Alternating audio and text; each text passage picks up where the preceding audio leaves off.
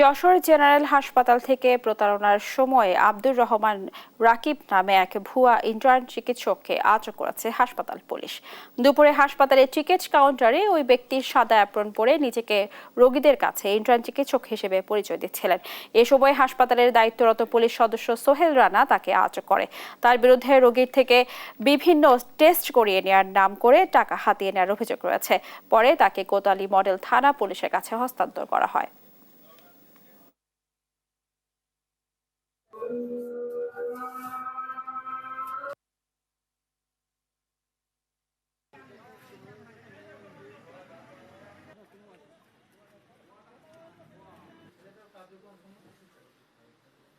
ঠিক আছে।